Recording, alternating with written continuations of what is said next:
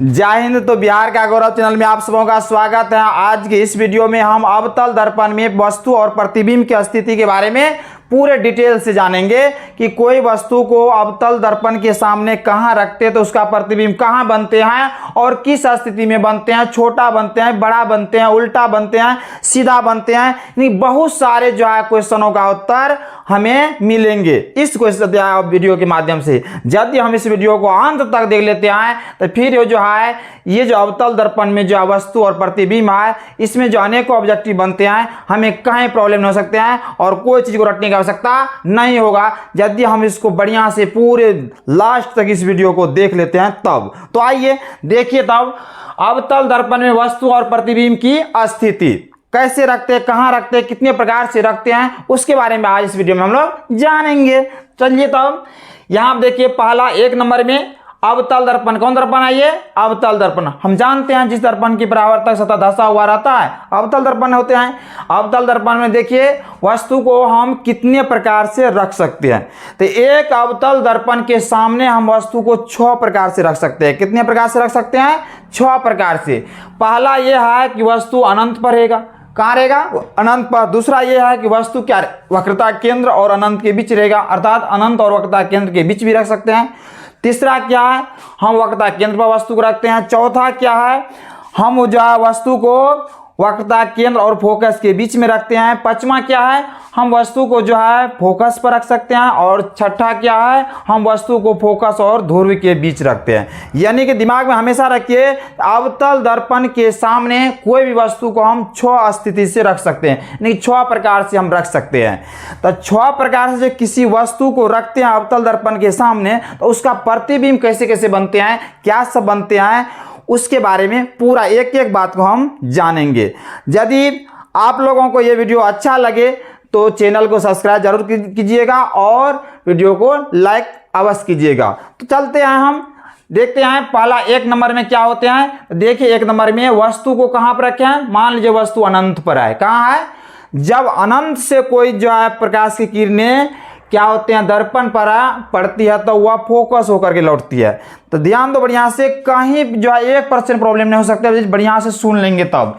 यानी कि अवतल दर्पण में, किस दर्पण में? अवतल दर्पण में जब वस्तु अनंत पर रहती है तो वह उसका प्रतिबिंब कहां बनती है? फोकस पर बनती है। कहां बनती है? फोकस पर। देखिए बढ़िया से ध्यान दो, जब वस्तु अनंत से आती है यानी कि अनंत पर रहती है वस्तु तो दर्पण क्या करते हैं? उसका प्रतिबिंब फोकस पर बनाते। देखिए फोकस पर यहाँ वास्तविक रूप से मिल रहा है फोकस पर, तो उसका प्रतिबिंब फोकस पर बनते हैं। और दूसरा ये प्रतिबिंब वास्तविक, उल्टा और वस्तु से बहुत छोटा यानी कि बिंदु मात्र ही बनते हैं। देखिए एक से कितना ऑब्जेक्टिव बन रहे हैं। जब वस्तु अवतल दर्पण के सामने जब वस्तु अनंत पर आती है तो उसका प्रतिबिंब फोकस पर बनती है। यह प्रतिबिंब वास्तविक, उल्टा और वस्तु से बहुत छोटा यानी कि बिंदु मात्र ही बनती है। यह हो गया। दूसरा देखिए अवतल दर्पण के सामने हम दूसरा स्थिति में वस्तु को रख सकते हैं जब वस्तु अनंत, जब वस्तु इधर देखिए अनंत है, जब वस्तु अनंत और वक्रता केंद्र के बीच रहते हैं। ये वस्तु है, मान लीजिए O और Q। O Q कोई क्या है? वस्तु है। जब वस्तु जो है अनंत, इधर अनंत है, जब वस्तु अनंत और वक्रता केंद्र के बीच रहती है तो उसका प्रतिबिंब कहां बनते हैं? देखिए यहां पर जब वस्तु अनंत और वक्रता केंद्र के बीच रहती है तो उसका प्रतिबिंब बनती है वक्रता केंद्र और फोकस के बीच। देखिए यहां पर बन रहा है, यही प्रतिबिंब बन रहा है इसका यहां पर O डैश Q डैश। ये जो है ये वस्तु है O Q वस्तु क्या किया है? ये प्रधान अक्ष जो दर्पण की प्रधान अक्ष है, इस दर्पण के प्रधान अक्ष पर अनंत और वक्रता केंद्र के बीच में O Q कोई वस्तु खड़ी करती है तो क्या होते हैं? इसका प्रतिबिंब हमें कहां बनते हैं, मिलते हैं देखने को? वक्रता केंद्र और फोकस के बीच में बन रहे हैं। देख रहे हैं यहां पर यह जो है ये प्रतिबिंब जो है कहां बनते हैं? वक्रता केंद्र और फोकस के बीच में। और यह प्रतिबिंब क्या होता है? उल्टा होता है। देखिए यहां पर ये प्रधान अक्ष है, ये सीधा है, उसका प्रतिबिंब देखिए उल्टा है, ये शीर्ष से देखिए नीचे आ गया यहां पर। तो अब क्या होता है? जब अवतल दर्पण के सामने वस्तु अनंत और वक्रता केंद्र के बीच रहते हैं तो उसका प्रतिबिंब वक्रता केंद्र और फोकस के बीच में बनते हैं। और यह प्रतिबिंब उल्टा, देखिए उल्टा होगा, उल्टा और वास्तविक और वस्तु से क्या होते हैं, छोटा होते हैं। क्या होते हैं, छोटा। देखिए फिगर थोड़ा स्पष्ट हो रहा है। जब वस्तु अवतल दर्पण के सामने अनंत और वक्रता केंद्र के बीच रहती है तो इसका प्रतिबिंब वक्रता केंद्र और फोकस के बीच बनती है। यह प्रतिबिंब वास्तविक रूप से यहाँ देखिए वही प्रतिबिंब दिखाई दे रहा है यहाँ पर नीचे। यह प्रतिबिंब वास्तविक उल्टा, देखिए उल्टा बन रहा, उल्टा और वस्तु से छोटा होता है। क्या होता है, छोटा। फिर से देखिए, अवतल दर्पण के सामने जब वस्तु अनंत और वक्रता केंद्र के बीच रहती है तो उसका प्रतिबिंब वक्रता केंद्र और फोकस के बीच बनती है। यह प्रतिबिंब उल्टा और वास्तविक और वस्तु से छोटा होता है, वस्तु से छोटा। यह प्रतिबिंब उल्टा, वास्तविक और वस्तु से छोटा बनते हैं। उसके बाद देखिए तीसरा नंबर में, जब वस्तु को हम वक्रता केंद्र पर रखते हैं, कहाँ रखते हैं, वक्रता केंद्र पर। बढ़िया देखिए, जब वस्तु, ये वक्रता केंद्र, जब वस्तु को वक्रता केंद्र पर रखते हैं तो इसका प्रतिबिंब देखिए वक्रता केंद्र पर ही बनते हैं। यहाँ से ये क्या होते हैं, इसके शीर्ष बिंदु से किरण क्या आता है, दर्पण पर आपतित होते हैं, तो परावर्तन के बाद क्या होता है, फोकस से गुजरते हैं, तो ये कहाँ मिलते हैं, नीचे में। इसको सीधा नीचा करते हैं तो यहाँ प्रतिच्छेद होता है। अर्थात जब पूछ देगा हमको कहीं बोर्ड एग्जाम या कोई भी प्रतियोगिता परीक्षा में, जब अवतल दर्पण के सामने जब वस्तु वक्रता केंद्र पर रहते हैं तो उसका प्रतिबिंब कहाँ बनते हैं, तो वक्रता केंद्र पर ही बनते हैं।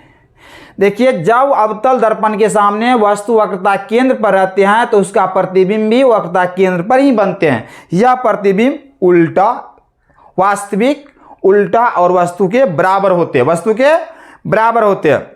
जब वस्तु वक्रता केंद्र पर रहते हैं तो इसका प्रतिबिंब भी वक्रता केंद्र पर ही बनते हैं। यह प्रतिबिंब वास्तविक, उल्टा और वस्तु के बराबर होते हैं। 4 नंबर, उसके बाद देखिए, अवतल दर्पण के सामने जब वस्तु को वक्रता केंद्र और फोकस के बीच में रख दिया, यहाँ पर देखिए OQ।